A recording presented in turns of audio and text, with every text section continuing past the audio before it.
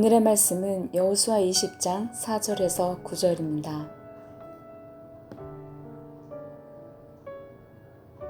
이 성읍들 중에 하나에 도피하는 자는 그 성읍에 들어가는 문 어귀에 서서 그 성읍의 장로들의 귀에 자기의 사건을 말할 것이요 그들은 그를 성읍에 받아들여 한 곳을 주어 자기들 중에 거주하게 하고 피해 보복자가 그의 뒤를 따라온다 할지라도 그들은 그 살인자를 그의 손에 내주지 말지니 이는 본래 미워함이 없이 부지중에 그의 이웃을 죽였습니다.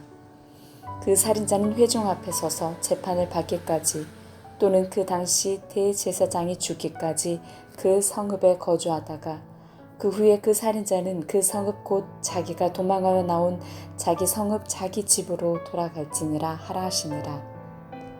이에 그들이 납달리의 산지 갈릴리 게데스와 에브람 산지의 세겜과 유다 산지의 기랏 아르밧 곧 헤브론과 여리고 동쪽 요단 저쪽 르우벤 지파 중에서 평지 광야의 베셀과 갓 지파 중에서 길랄 라몬과 므낫세 지파 중에서 바산 골란을 구별하였으니 이는 곧 이스라엘 모든 자손과 그들 중에 거류하는 거류민을 위하여 선정된 성읍들로서 누구든지 부지 중에 살인한 자가 그리로 도망하여 그가 회중 앞에 설 때까지 피해 보복자의 손에 죽지 아니하게 하기 위함이라.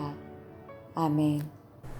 오늘은 여호수아 20장 4절에서 9절까지 말씀을 같이 묵상하고자 합니다. 어제는 도피성에 대한 서론적인 이야기를 말씀을 나누었어요. 오늘 은혜의 성인 도피성에 대한 자세한 내용을 같이 묵상하고자 합니다.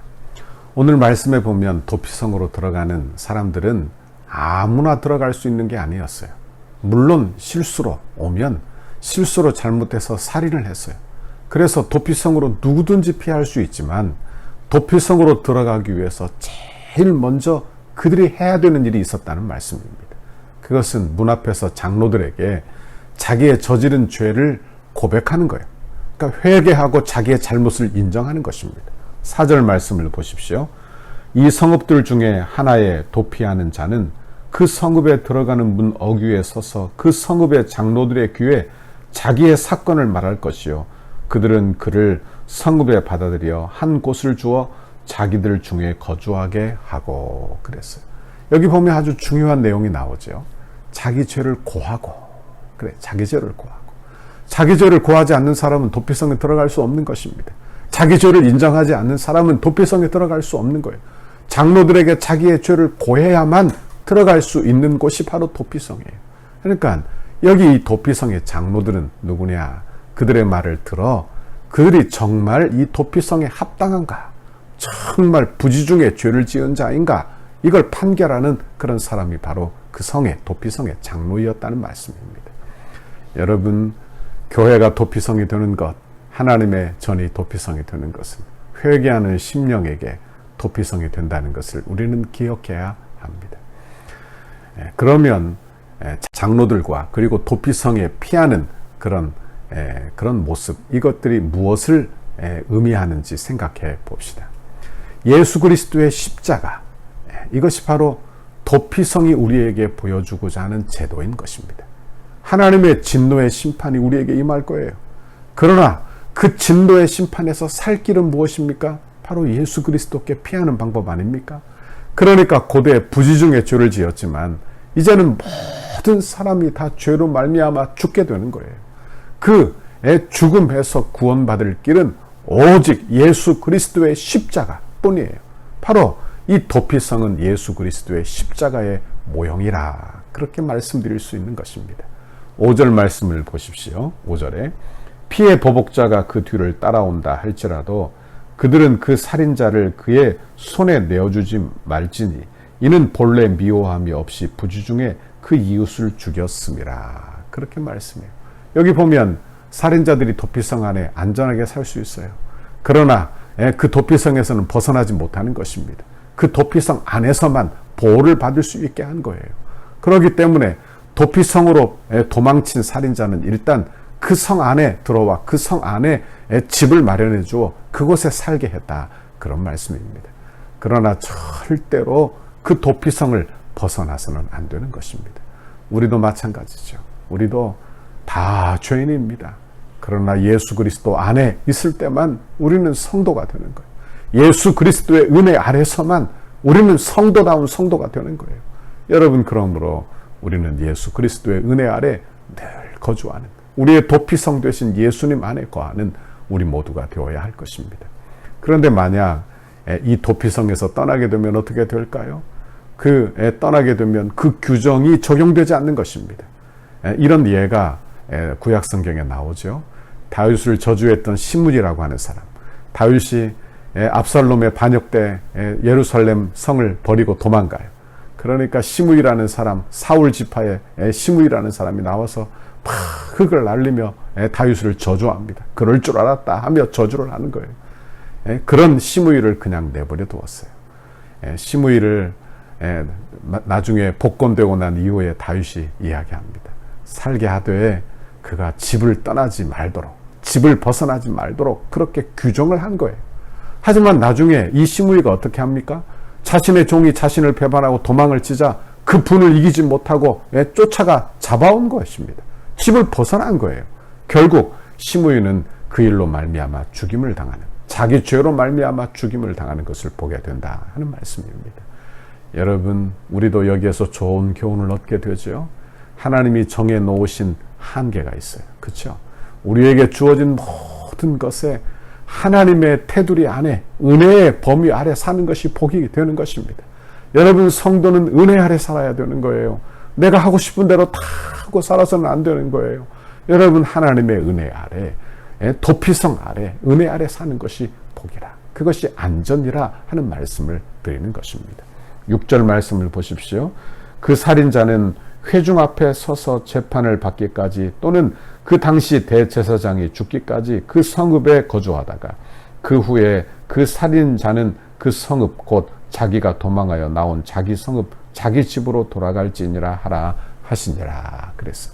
여기 보니까 이 도피성으로 도망쳐 나온 이 사람이 회복되는, 복권되는 때가 있다는 것입니다. 그때가 언제냐? 첫 번째, 대제사장이 죽을 때. 대제사장이 죽는다고 그럼 살인 혐의가 벗어지느냐? 부지 중에 벌인 살인이라도 말씀입니다. 여러분, 이것은 하나님이 그 살인자의 생명을 대제사장의 생명과 일치시켜 대제사장이 죽음으로 말미암아 그도 죽게 된 것을 이야기하는 거예요. 이것은 그 당시는 아마 이해하지 못했을 것입니다. 대제사장이 죽는다고 어찌 살인자가 혐의를 다 벗을 수 있는가 생각할지 모를 일이에요. 그러나 이것은 예수 그리스도의 대속의 죽음을 예표하는 그런 일이 되는 것입니다. 예수님이 우리의 참 대제사장 되신 줄 믿습니다. 우리 주님이 나를 위하여 십자가에서 죽으시는 거예요. 그러면 우리의 죄와 연합하여 우리의 죄를 다 용서해 주시는 거예요. 그러므로 내 죄의 혐의가 벗어지는 것입니다. 여러분, 이것이 바로 도피성 제도가 되는 거예요. 여러분 보십시오. 아무리 이러한 도피성이라 할지라도 그러나 이 성이 먼 곳에 있으면 어떻게 되겠어요? 아무런 쓸모가 없겠죠. 도망가다가 아마 잡혀 죽을지도 모를 일인 것입니다. 그러나 하나님은 어떻게 하셨느냐? 이 도피성을 공정하게 가까운 곳에 그렇게 하나님께서 그 도피성을 두게 하신 거예요. 7절과 8절 말씀을 보십시오. 이에 그들이 납달리 산지 갈릴리 게데스와 에브라임 산지와 세겜과 유다 산지의 기럇 아르바 곧 헤브론과 여리고 동쪽 요단 저쪽 루벤 지파 중에서 평지 광야의 베셀과 갓 지파 중에서 길르앗 라못과 므낫세 지파 중에서 바산 골란을 구별하였으니, 그렇게 말씀해요. 여기 이스라엘 안에 요단 계곡이 있어요. 그런데 이 요단 계곡은 도망치는 데 있어서 아주 어려운 곳입니다. 그렇기 때문에 하나님께서는 어떻게 하셨느냐? 요단 계곡을 중심으로 해서 동편의 3개, 서쪽의 3개, 이렇게 6개의 도피성을 세워주신 거예요. 이게 뭘 의미하느냐? 이스라엘 백성이면 누구든지 쉽게 도피성을 이용할 수 있게 했다, 이런 말씀이에요. 여러분, 그 성에 우거하는 객이라도 도망칠 수 있도록 하나님의 은혜의 혜택을 받을 수 있도록 했다, 그런 말씀이 되는 것입니다. 9절을 보십시오. 이는 곧 이스라엘의 모든 자손과 그들 중에 거리워하는 거름민을 위하여 선정된 성읍들로서 누구든지 부지 중에 살인한 자가 그리로 도망하여 그가 회중 앞에 설 때까지 피의 보복자의 손에 죽지 아니하게 하기 위함이라. 이렇게 말했습니다. 이게 뭘 의미합니까? 이스라엘 백성뿐만이 아니라 이방인도 그 안에 거주하는 객이라도 그 하나님의 혜택, 은혜의 혜택을 볼 수 있도록 그렇게 하나님께서 해주신 것이다 하는 말씀입니다. 여러분, 하나님의 교회의 모습을 바로 하고 있는 거예요. 여러분, 교회는 어떤 곳입니까? 교회는 죄인들이 오는 곳이지요. 의인들만 모여 있는 것이 아니에요. 회개한 죄인들, 성도들이 모여 있는 곳이 바로 교회라는 말씀입니다. 교회는 어떤 곳에 있어야 됩니까? 가기 좋은 곳에 있어야 합니다. 근처에 있어야 합니다. 우리는 늘 주님의 전을 늘 가까이 하고 살아야 하는 거예요. 은혜의 전을 늘 가까이 하고 살아야 하는 거예요. 여러분, 교회는 또 어떤 곳이 되어야 합니까? 죄인들의 안식처가 되어야 하는 거예요. 여러분, 마음이 어렵고 힘들고 괴로운 사람들이 교회 나와 언제든지 기도할 수 있도록 기도의 문이 열려있는 곳, 이것이 바로 교회가 되어야 한다 하는 말씀입니다. 우리 교회는 성전 건축을 이루고 있어요. 이제 12월쯤 되면 성전 입당을 하게 될 것입니다. 많이 지어졌습니다. 우리 교회 이제 골조는 거의 다 세워졌어요. 하나님께서 우리 교회가 이 세상의 도피성 되고 안식처가 되고 기도의 장소가 되고 하나님의 은혜의 처소가 되는 귀하고 복된 은혜를 우리 모두에게 주시기를 간절히 바랍니다. 이렇게 오늘 하루도 우리의 도피성 되신 예수님께 꼭 붙어 사시기를 바랍니다. 우리의 피할 곳은 오직 예수 그리스도밖에 없습니다.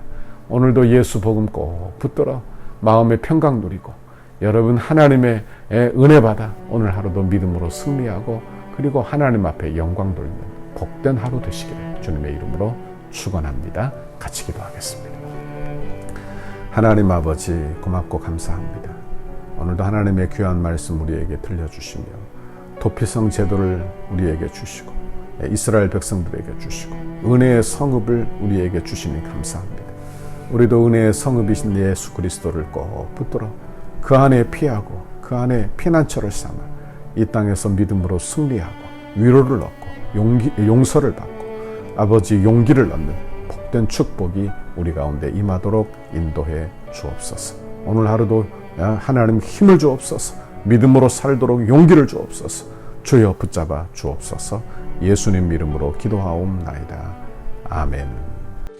우리 교회를 향한 주님의 뜻을 이루소서. 100대 기도문 화요일 11페이지 거룩한 헌신을 위하여 함께 기도하겠습니다. 성령이 하나 되게 하신 것을 힘써지켜 더욱 견고한 공동체로 결속되게 하옵소서. 모든 성도가 세상 욕심을 내려놓고 천국을 소망하는 한 단계 더 높은 경지에 믿음을 갖게 하옵소서. 주의 거룩한 비전과 소명을 위해 한 번뿐인 인생을 사용하게 하시고 건축이 부담이 아닌 축복임을 깨달아 기대하는 마음으로 새로운 은혜의 땅에서 누리게 될 영광을 소망하게 하옵소서. 모든 성도가 기도의 용사로 강력한 영적 군사로 무장되게 하옵소서.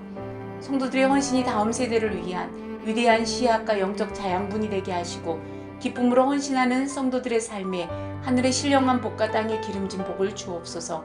건축의 과정을 통해 영적 대부흥을 경험하게 하시고 성전 건축에 참여하는 성도들의 개인과 자녀와 가정, 사업장에 물질과 지혜를 한없이 부으시고 기도로 성전을 짓게 하옵소서. 성전 건축의 모든 과정을 통해 온 성도들이 가슴 깊이 교회를 사랑하고 간절한 마음으로 새 일을 기대하며 꿈꾸게 하시고 시대와 민족과 교회 앞에서 하나님이 주신 사명임을 깨달아 영안부에서 장년부까지 온 교회가 한 마음으로 달려가게 하옵소서. 건축이 진행되는 동안 온 교회가 믿음의 튼튼한 공동체로 결속되게 하시고 한 마음으로 성전 건축에 참여하며 주님의 한 몸으로 일하게 하옵소서. 성도들의 건축을 통하여 믿음의 그릇이 더욱 커지게 하시고 새로운 공간에서 펼쳐질 주님의 비전을 넉넉히 감당하게 하옵소서.